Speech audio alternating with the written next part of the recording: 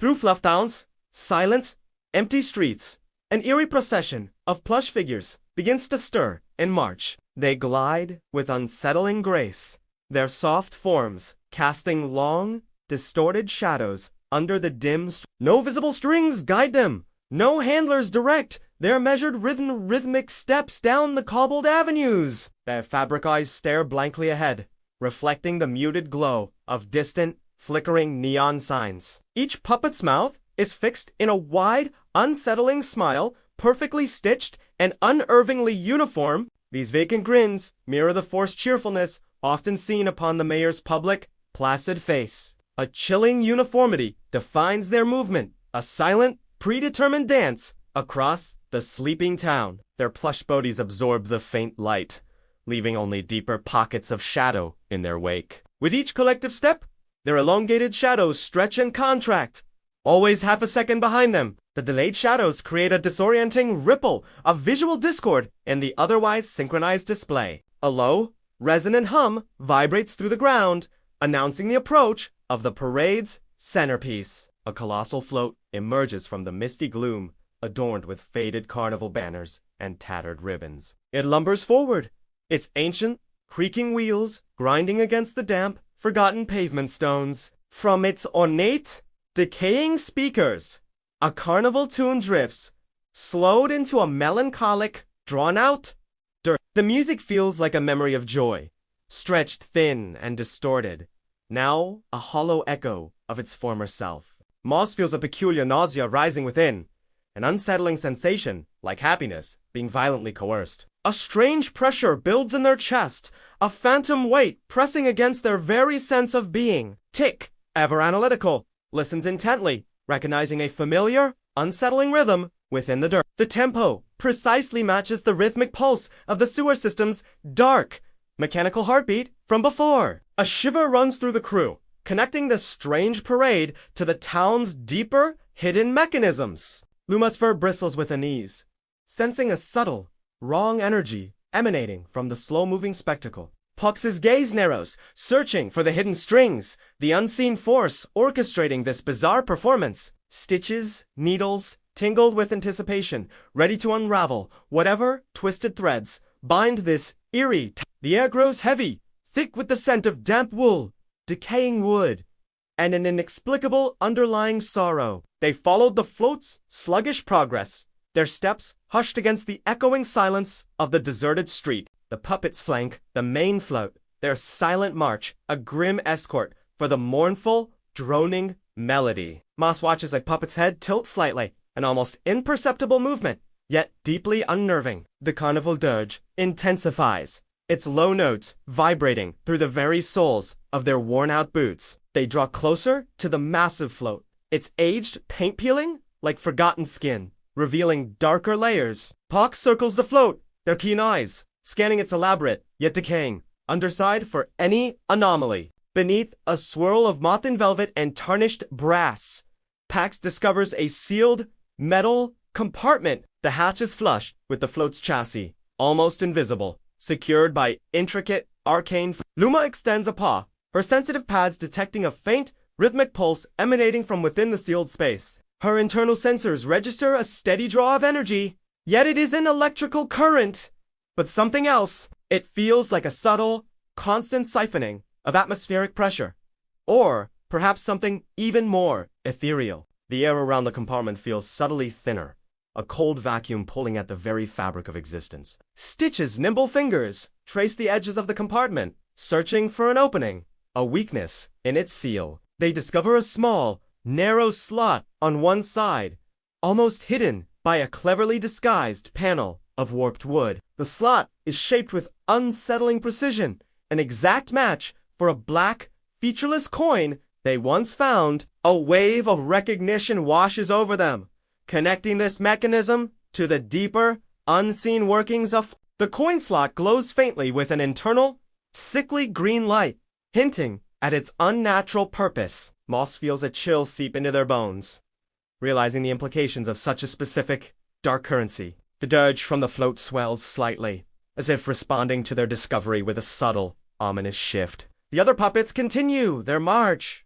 their blank stares seeming to hold a deeper, knowing Pax carefully attempts to pry open the compartment, but the seal holds firm, resisting all their efforts. Luma confirms the pressure draw is intensifying, drawing something invisible from the surrounding atmosphere. Tick consults their internal chronometer, noting the precise timing of the pressure fluctuations with the music. Stitch considers the coin slot, understanding that a key is required, not brute force, to access its secrets. The float continues its mournful journey, dragging its strange, silent army through the desolate streets. The crew exchanges worried glances, realizing the true nature of this parade is far more insidious than imagined. The stitched smiles of the puppets seem to widen, their vacant eyes reflecting the crew's growing apprehension. A gust of wind whispers through the empty buildings, carrying the scent of dust and ancient, forgotten sorrows. Moss feels a strange pull, a subtle urge to simply stand and watch the procession,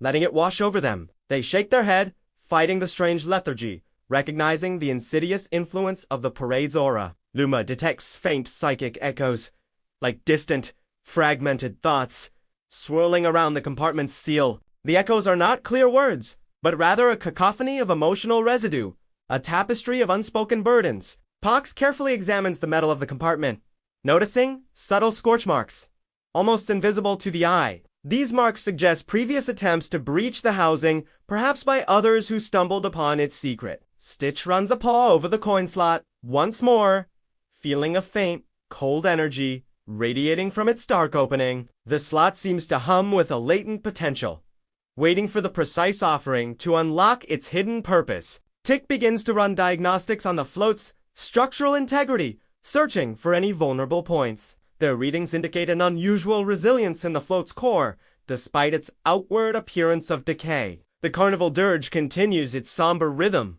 a constant, low thrum against the backdrop of the night. The puppet's steps seem to grow heavier, their impact reverberating through the very foundations of the street. Moss watches a puppet's fabric face, noticing an almost imperceptible twitch in its stitched, permanent smile. The movement is fleeting, yet it hints at a deeper, sentient malevolence lurking beneath the plush exterior. Luma points towards a high window in a nearby building, where a faint, flickering light suddenly appears. A figure stands silhouetted against the light, watching the parade with an unnervingly still composure. As the figure watches, the pressure draw from the compartment intensifies, a palpable surge of unseen energy. The float's mournful music swells, growing louder, more insistento, fueled by the solitary observer's presence. The puppet's movements become slightly more animated, their silent march gaining a renewed, grim purpose. It becomes horrifyingly clear. The parade feeds on being witnessed, like a dark, insatiable hunger for shame. Each gaze, each moment of silent observation, becomes a potent fuel for the insidious, mechanical heart. The crew feels a cold dread, understanding the parasitic nature of FluffTown's hidden predatory systems. This parade is not merely a display. It is a ledger, demanding payment in the currency of unwilling attention. The silent observer remains at the window, their form motionless, seemingly trapped by the spectacle below. Moss feels a profound sadness for the unwitting participant caught in the parade's subtle, draining grasp. Pox clenches a paw, frustrated by the invisible bonds, the insidious mechanisms that enslave the townspeople. Luma's sensors detect subtle changes in the observer's biosignature, a slow, steady draining of vital energy. Stitch's fur prickles, recognizing the familiar pattern of FluffTown's debt collection. Subtle, yet pervasive. Tick's internal alarm bells begin to chime softly, a silent warning of escalating, unseen danger ahead. The float's central membrane, now visible through a small, grimy viewport, vibrates with increasing intensity. It shimmers with a sickly, purple light, pulsing in sync with the mournful, dirge-like carnival melody. The membrane acts like a drum, beating out a rhythm of extracted emotion, a dark symphony of quiet despair. The crew realizes the compartment is not just a motor, but a collector, harvesting the very essence of regret. Each whispered regret, each unspoken sorrow, becomes a tangible, consumable resource for the parade's engine. The float's energy surges again, the carnival dirge reaching a crescendo of distorted, melancholic sound. A single puppet, smaller than the rest, detaches itself from the main procession with unnerving precision. It pauses directly beneath the balcony, where the lone observer stands,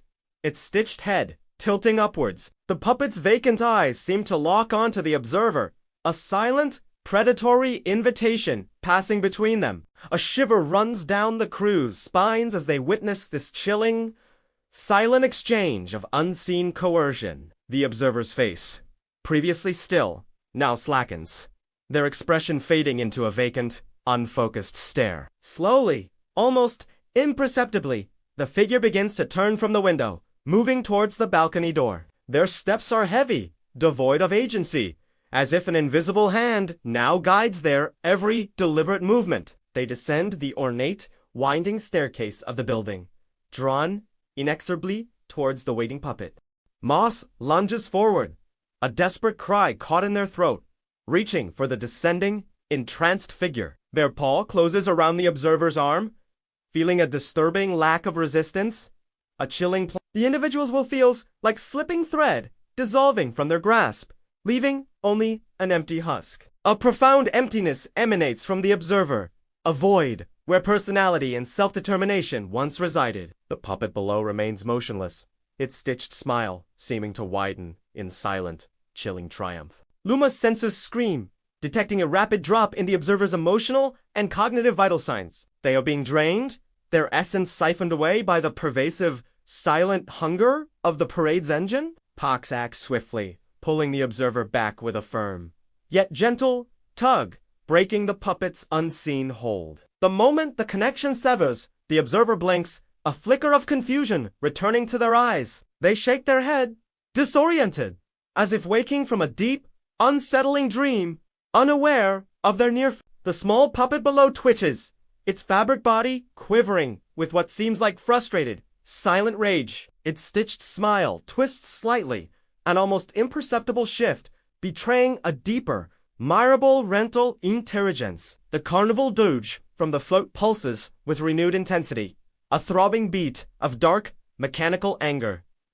The crew understands the gravity of the situation. This parade is actively recruiting stealing wills. They realize the parade is not just a spectacle, but a living, breathing mechanism of profound, insidious death. This is how FluffTown maintains its Eerie.com, converting human volatility into its own dark, silent fuel. The crew must act decisively, interrupting this parasitic process before more residents are claimed. Luma quickly devises a plan, her mind racing through potential countermeasures, calculating energy fields. She proposes installing a dampening field around the vibrating membrane within the floatus compartimental. This field should disrupt the psychic echoes, severing the connection between observer and motor's hunger. Pox, meanwhile, focuses on the physical intake, the pressure line drawing unseen energy into the mechanism. Their plan is to clamp this intake line,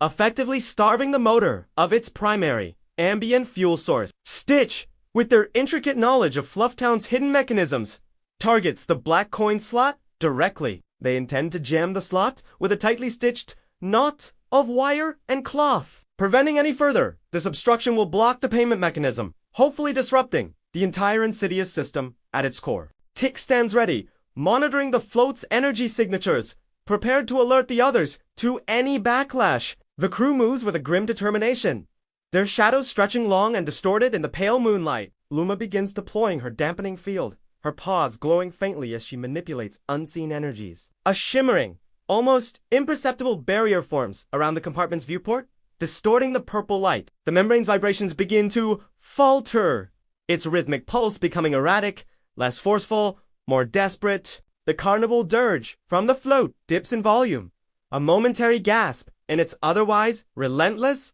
mournful drone. Pox works quickly, their strong paws expertly maneuvering around the float's decaying underside, seeking the line. They locate the subtle, almost invisible pressure intake, a thin tube pulsating with unseen, siphoned energy. With a powerful, precise motion, Pox clamps the line shut, severing the flow of its insidious, ambient fuel. A shudder runs through the entire float, its massive structure groaning as if in sudden, unexpected pain. The carnival music cuts out entirely for a moment, then sputters back to life. Weaker, more Stitch approaches the black coin slot, their nimble fingers already weaving the wire and cloth into a tight knot. The knot is dense, precisely shaped to wedge firmly into the slot, rendering it completely inoperable. With a final, decisive push, Stitch jams the knot into the glowing green slot, sealing its dark purpose. The green light within the slot flickers violently, then dies, plunging the mechanism into absolute darkness. A profound silence descends for a heartbeat, broken only by the rhythmic, unnerving march of the puppets. But this silence is not peaceful. It is a pregnant pause, a breath held before an inevitable, violent storm. The plush puppets surrounding the float suddenly halt, their synchronized movements breaking apart. Their stitched smiles, once fixed, begin to contort, stretching unnaturally wide, revealing tension in the fabric. A low, guttural growl emanates from the collective, a sound far too organic for mere stuffed figures.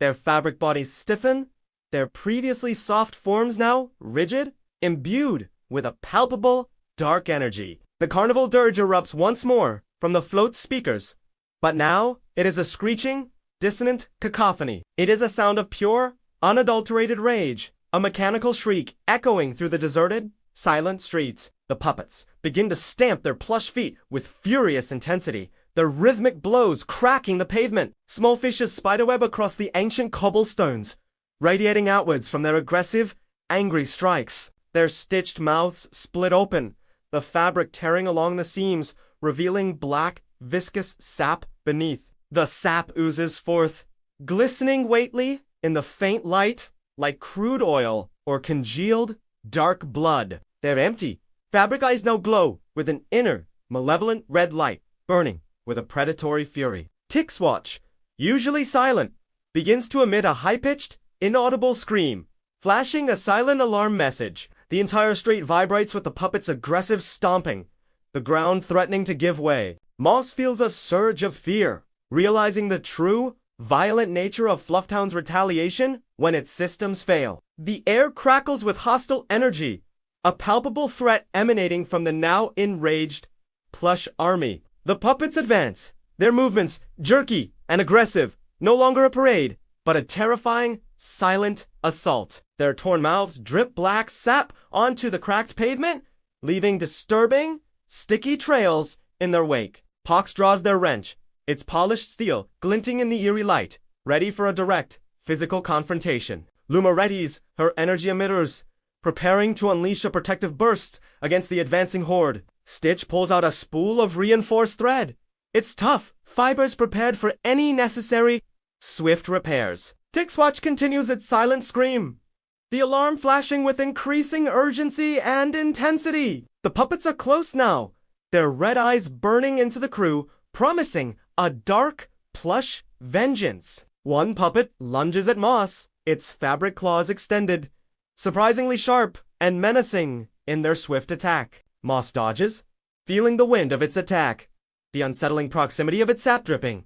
Torn mouth, the ground trembles violently as the puppet's synchronized stomping intensifies, threatening structural collapse. The carnival dirge screams from the float, a chaotic symphony of mechanical failure and vengeful fury. Luma unleashes a focused burst of energy, pushing back the nearest puppets, creating a momentary reprieve. They stumble backward, their plush forms briefly glowing with the absorbed, disruptive energy before recovering. Pox sees a weakness, the float's axle, groaning under the strain of the erratic, violent movements. If the float collapses, the source of the puppet's frenzied energy might be severed or severely damaged. Stitch quickly nods, understanding Pox's silent communication. Recognizing the critical point of failure, they must strike at the heart of the parade, dismantling its central control. Not just defending themselves, the puppets surge forward again, overwhelming Luma's dampening field.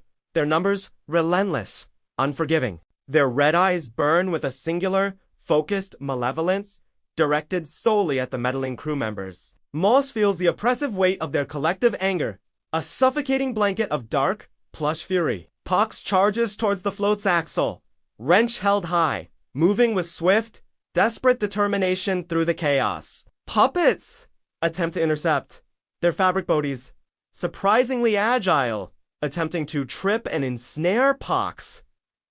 Luma creates a diversion, firing concentrated energy blasts at the float's main body, drawing puppet attention. Stitch uses their reinforced thread, lassoing several puppets, pulling them away from Pox's desperate path. Tick broadcasts a localized sonic pulse, disorienting the puppets for a crucial, fleeting moment of advantage. Pax reaches the axle, its worn metal groaning under the immense, unnatural strain of the float's movements. With all their strength, Pox brings the heavy wrench down upon the axle, aiming for its weakest point. The impact echoes through the street, a sharp, metallic clang cutting through the dissonant carnival. A deep, resonant crack reverberates, a sound of structural failure, of something vital finally giving way. The float shudders violently, its massive frame listing precariously to one side, its momentum failing. With another, desperate, powerful strike, Pax delivers the final blow,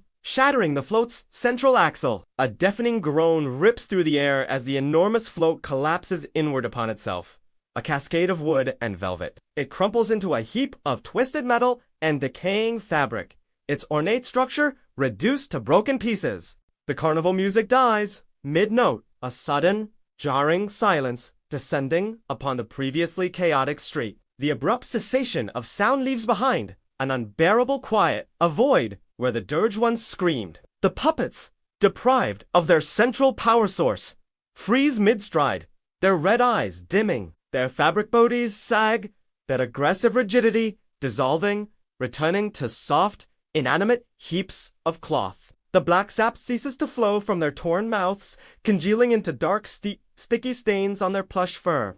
The oppressive weight of their collective anger lifts, replaced by an unsettling, profound stillness in the air. A faint, shuddering sigh ripples through the street as the pervasive, unseen influence finally from the windows of the surrounding buildings. Figures stir, blinking slowly, as if waking from a long slumber. The entranced residents begin to shake their heads, confusion clouding their faces, their eyes slowly focusing. They look down at their own feet, noticing the cracked pavement, the strange, black sap, their own misplaced steps. Horror dawns on their faces as they realize they were walking, marching, contributing to the dark parade. Moss watches their expressions, seeing the dawning shame, the silent question of what they had just done. The collective realization creates a wave of quiet distress, a shared burden of forgotten, stolen moments. Luma detects a subtle shift in the town's atmospheric energy, a momentary cleansing, a fragile peace. Pox surveys the wreckage, the broken float, the inert puppets, a grim satisfaction mingled with lingering unease. Stitch feels a strange emptiness, as if a thread of dark magic has been cut, leaving a hollow in its wake. Tick's watch falls silent, the alarm message finally disappearing, replaced by a blank, reflective screen. The air, once heavy with coerced joy and whispered regrets, now holds only the chill of the early morning. The broken float lies like a fallen beast, its elaborate facade crumbling, revealing its true, dark nature. The puppets merely plush toys? Again, their menace gone, their red eyes faded to dull, fabric buttons. The residents slowly retreat from their windows, their faces etched with a dawning, unsettling comprehension. They carry the unspoken knowledge of their involuntary participation, a new, subtle scar on their collective psyche. The crew stands amidst the debris, the quiet triumph tempered by the pervasive, dark memory of the event. They know this is merely one thread in FluffTown's vast, insidious tapestry of debt and control. The Towns.com is always financed by something taken,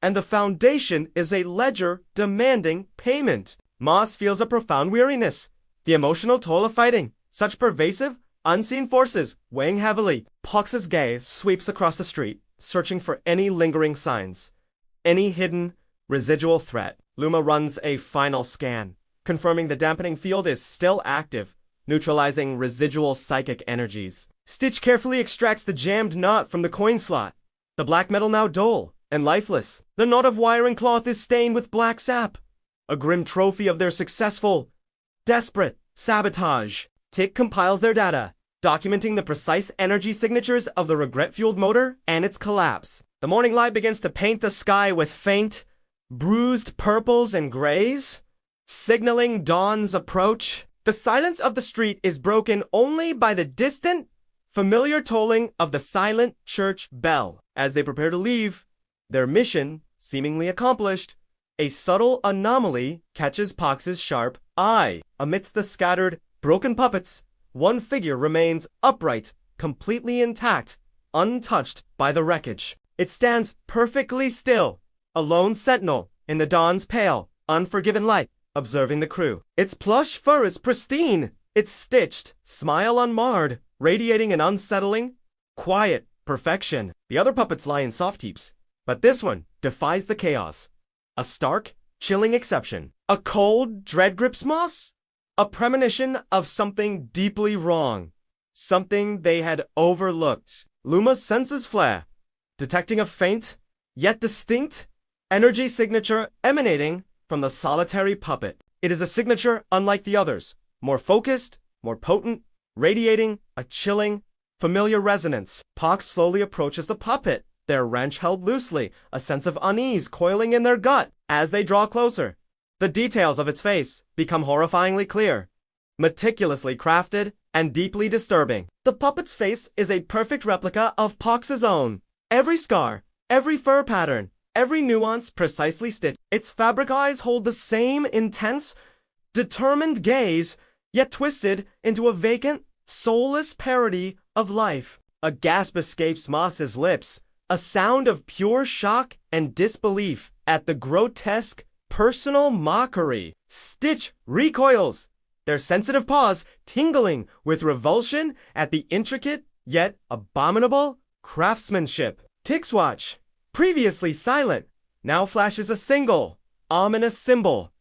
A ledger, with Pox's name inscribed. The puppet stands motionless for another beat, its stitched pox face staring directly at its living counterpart. Then, with a slow, deliberate grace, the puppet bows, a chilling gesture of acknowledgement and sinister intent. As it straightens, a faint, rasping whisper emanates from its fabric mouth, a sound that chills them to the bone. The whisper is barely audible, yet it resonates directly within their minds, clear and profoundly unsettling. Payment begins at dawn.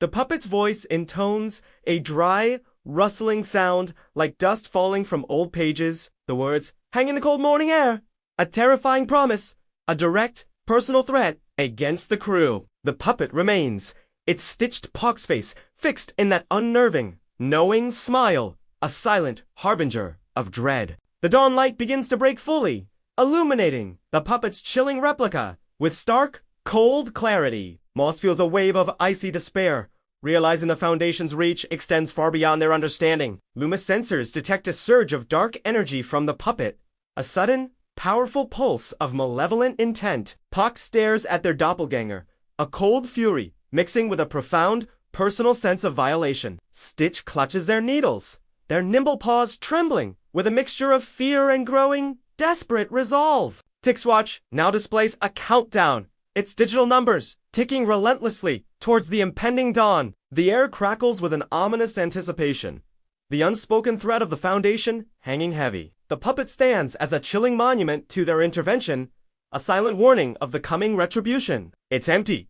Stitched eyes seem to follow their every movement, a constant, unnerving presence in the street. The words, payment begins at dawn, echo in their minds, a relentless, terrifying mantra of impending doom. The sun begins to cast long, pale shadows, painting the scene with an eerie, melancholic beauty. Moss glances at Pox, seeing the fear, but also a hardening resolve in their friend's familiar face. Luma calculates probabilities, her analytical mind struggling to grasp the true scale of this new personal threat. Pox takes a step forward, a challenge in their eyes, refusing to be intimidated by the silent, plush effigy. Stitch prepares their tools, ready to unravel this new, sinister mystery, no matter the personal cost. Tick desperately searches for loopholes, for any way to avert the impending dark. The puppet's stitched smile seems to deepen, a silent, knowing acknowledgement of their futile struggles.